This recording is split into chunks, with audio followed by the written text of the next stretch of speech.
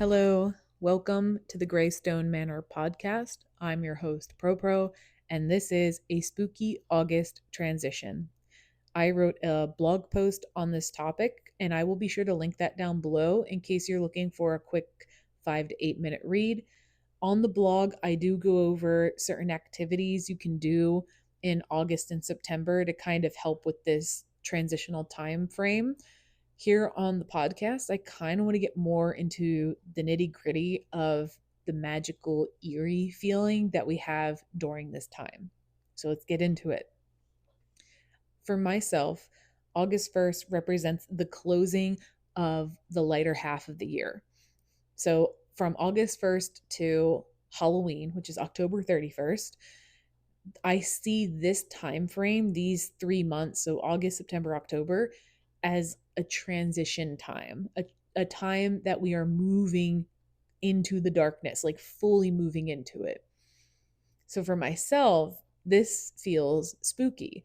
So to me, being in the light is very soft. It feels like more like a feather to me.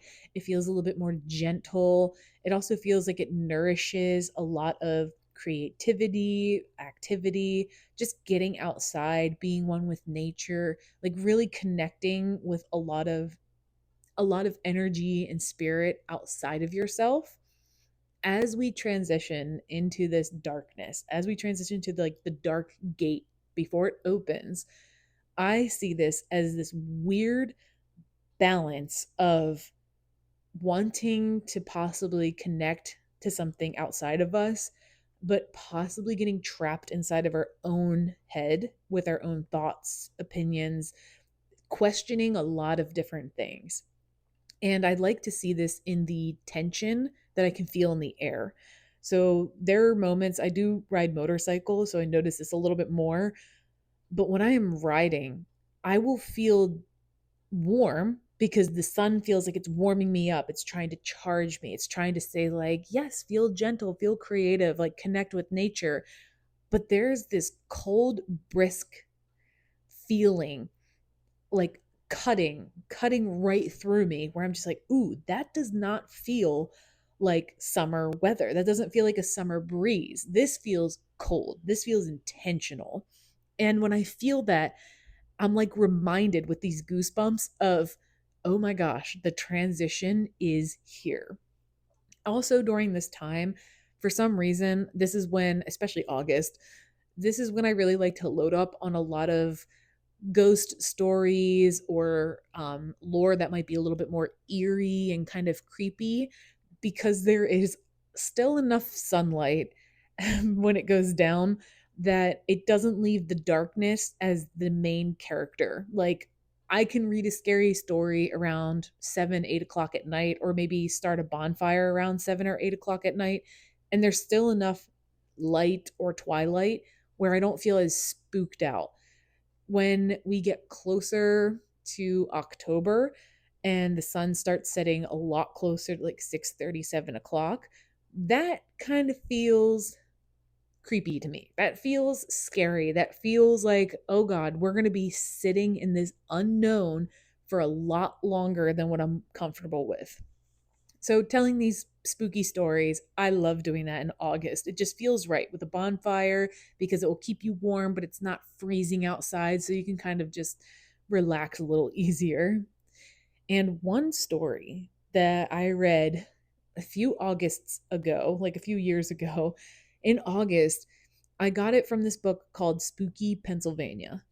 And I found out the original, what's it called? Not Hail Mary, Bloody Mary. The original Bloody Mary originated in Pennsylvania. And it was making the hairs on the back of my neck like just creep up. And I kind of like that because I was like, ooh, this is kind of interesting. This is fun. But it talks about how like one of Bloody Mary's possessions is a mirror, and this mirror ended up in an antique shop. Well, this antique shop sold it to somebody random, and this random person said, I'm having a lot of weird paranormal experiences in my home. They went to a Catholic church, got a priest to come and try to, like, cleanse the energy of their home. they found this mirror and they're like, whoa, there is something intense coming on here. So they removed the mirror from the house, like taking it through the front door because there was like horrible stuff happening inside that could not be explained. And then when they walked outside, there was this family coming down the road and they were like, "Oh, we were looking for this mirror. It was never meant to go to an antique shop." They're like, "Can we buy it off of you?" And the woman who bought this from an antique shop, she was like, "Just take it. If it's yours and you're claiming that it's yours, take it. It caused me too many problems." And apparently the woman who was in this family claiming the mirror as a heirloom, she turned to the woman and said, "My boys were playing with this, put it and tried hiding it because they weren't supposed to. And they ended up putting it in a pile meant for donation that was supposed to go to the antique shop." And she was like, "Because of how intense this family heirloom is, we have to keep it locked up in a very specific chest." And it's just, oh, boom, chills. I'm already getting chills talking about this. But that is the type of vibe and feeling that I have starting in August, especially now that we're at the end of August and even going into September. I'm just like, ooh, we're getting comfy, we're getting cozy. It's just this weird emotional saturation that like seeps into our bodies where we are like no longer connecting with things outside of us. We're like now connecting with who we are, our own spirit, our higher selves, like our own personal like spirit guide team. It feels way more like introverted. We are moving in that time frame. And I don't know if other people feel like this at all, but let me know in the comments below because I would like to know that one, I'm not alone, or two, maybe this feels different. Maybe this feels a little bit more gentle and calming, or maybe it feels harsh because of the sun and how hot it is, especially in August. Also, in August, at least along the East Coast here, we get a lot of hurricanes. And I like to see this as a transitional time. It's that weird, chaotic energy that is just, it has nowhere to go. It's like, whoa, it is way too hot, but there are too many low pressures bringing in this cold air. We're going to cause a hurricane. Or recently, we've actually had tornadoes. And where I currently live, that is pretty unheard of. And we had three. We literally just had three tornadoes just a few days ago. I mean, I think I'd rather take the hurricane weather over that potentially, but it was very interesting to experience that.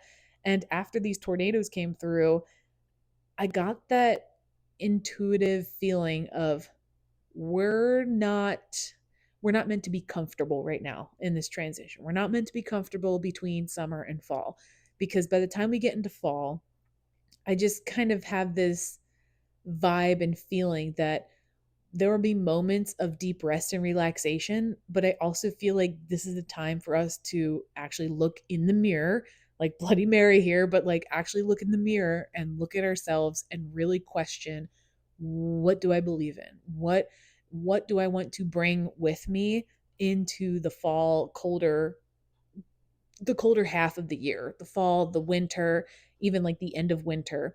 Like what are we bringing with us? Because for some reason this year feels like it's very important to have some type of settling or foundation so that we can really feel this transition. We can really understand that everything happening externally is a reflection of what potentially could be happening internally to us.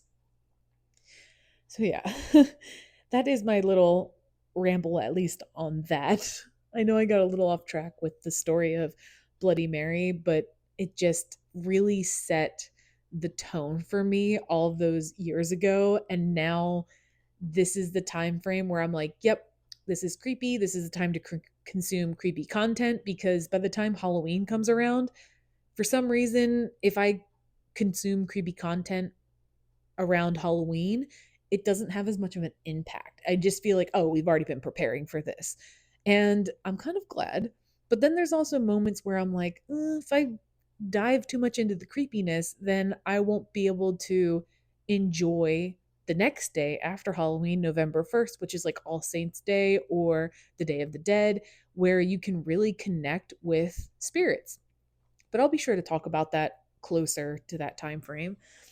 But that's all I'm getting at. I feel like now is the time for us to explore things that are maybe existential, maybe explore a little bit more of the mysticism, the storytelling, the folklore, just the connecting with the land, but in like a deeper way. Like, how do I connect to the land, or how do you connect to the land? And one of the things I did mention in the blog post was to build an outdoor altar. And I do want to clarify, I don't mean like bringing your own supplies and stuff to build an altar outside. I'm talking about taking stuff from nature. Like if you're on a walking trail and you find some twigs on the ground, I would grab a few of those, maybe set it up by like a tree, especially a tree that has like a little cave or cutout into it, because that's perfect. That's a great spot to also leave offerings, especially for animal spirits, in my belief and my opinion. So I would like to take these little twigs, use different types of rocks, and even some leaves, anything that I can find really. I like to build like my own little outdoor altar.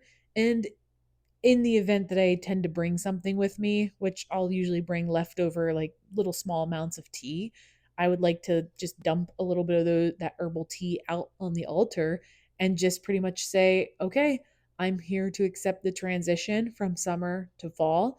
And I'm asking for something that's a little bit smoother, or I'm asking to have a little bit more confidence where I'm not scared or freaked out as much, or I'm opening myself to spirits outside of myself, especially ones that are connected to me. But that's just another example. I really enjoy doing that. It's one of my favorite things to do. So maybe if you feel like doing that, I say give it a try, especially if you want to really feel this type of transition. But with that, I'm going to keep this short. It is getting a little late, and I don't want to keep stumbling over my own words. But please, in the comments down below, let me know if you feel this is kind of like a creepy, spooky, eerie time frame for you, which is like August, September, and October. And also let me know of any of your local folklore stories, anything that's like kind of creepy. Even cryptids. I love hearing cryptid stories because I just found out each state has their own cryptid and cryptid story or whatever. I feel like I said that term too many times. But yeah, let me know down below because I would love to look into it and read it during this time frame. And with that, I will see you all next week. Bye.